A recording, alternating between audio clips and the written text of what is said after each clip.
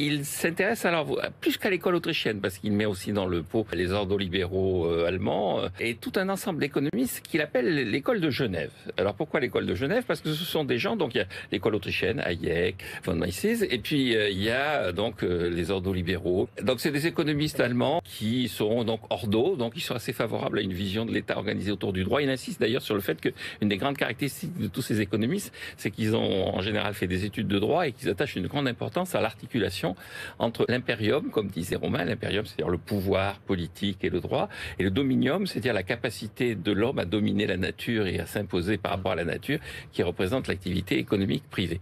Et donc tous ces gens-là, il les appelle l'école de Genève. Il dit en fait dans la pensée économique, il y a l'école libérale classique, l'école de Manchester, il y a l'école plus moderne, anglo-saxonne, qui est un peu l'école de Chicago, et puis il y a cette école. Alors pourquoi Genève? Parce que c'est des gens qui ont travaillé à Genève assez souvent dans le cadre de la section économique et financière de la Société des Nations, qui est l'ancêtre du FMI. C'est des gens qui ont enseigné à Genève parce qu'ils ont été obligés de fuir pour la plupart, notamment les ordolibéraux, le nazisme. Et c'est l'endroit où il y a l'OMC, qui est une sorte d'aboutissement concret. 1938, la conférence Walter Lippmann. Il dit en réalité, ça a vraiment commencé après la Première Guerre mondiale, avec d'abord l'explosion de l'Empire autrichien. Donc il y a tout un tas de gens qui arrivaient d'endroits très divers. Von Mises, il arrivait de Lemberg, qui est maintenant en Ukraine, c'est Lviv. Et donc à l'époque, c'était en Autriche. Et puis bon, l'explosion de l'Autriche a fait qu'il s'est retrouvé d'abord à Vienne, et puis ensuite, il a fini par partir aux États-Unis. Donc tous ces gens-là, effectivement, ont commencé à réfléchir à partir des années 20, et il décrit dans le livre l'évolution de leur pensée avec, effectivement, en 1938, la réaction à la crise des années 30. Il met un coup de projecteur particulier sur la décolonisation, le rapport à la décolonisation. Il y a un chapitre sur les rapports à l'Afrique qui est vraiment très détaillé.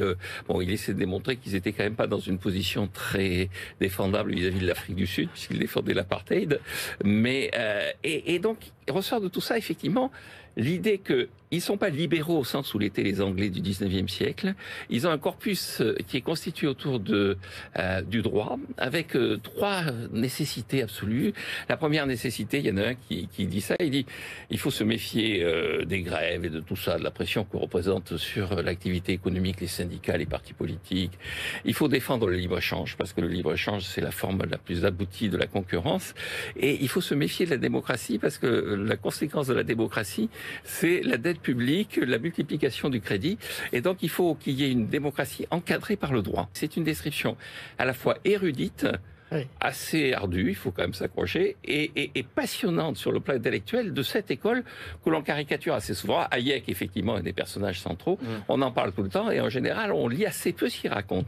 L'auteur nous dit ce sont des gens qui, en tant que citoyens, en tant qu'individus, ont choisi de se mettre au service des détenteurs du capital. Donc, ils vont bâtir une théorie économique qui va rendre service aux détenteurs du capital. Et qu'est-ce que c'est que cette théorie économique? Alors, évidemment, d'habitude, on dit toujours bon, les libéraux, ils sont pour le libre-échange, pour la libre circulation des capitaux. La force du livre, ce qui en fait le cœur, c'est qu'il nous dit oui, bien sûr, mais ça va bien au-delà. Ils ont un projet ordo-globaliste, nous dit l'auteur. Ordo-globaliste, ça veut dire quoi? Ça veut dire qu'ils vont essayer de construire le droit au niveau mondial pour que ce droit mondial, dont les sujets principaux seront les détenteurs du capital, va pouvoir s'imposer aux États-nations. Parce que les États-nations, c'est pas bien, comme l'a dit Jean-Marc. Pourquoi c'est pas bien? Parce qu'il y a plein de démocrates. Et dans les démocraties, eh bien, il y a les syndicats, les salariés qui arrivent à faire élire des gens de gauche qui vont donner plein de choses, de la protection sociale, des droits salariés, et ça, c'est ce qu'il faut pas, parce que ça, c'est pas bon. Et donc, cet ordo-globalisme, il va faire qu'ils vont se rapprocher des grandes institutions internationales.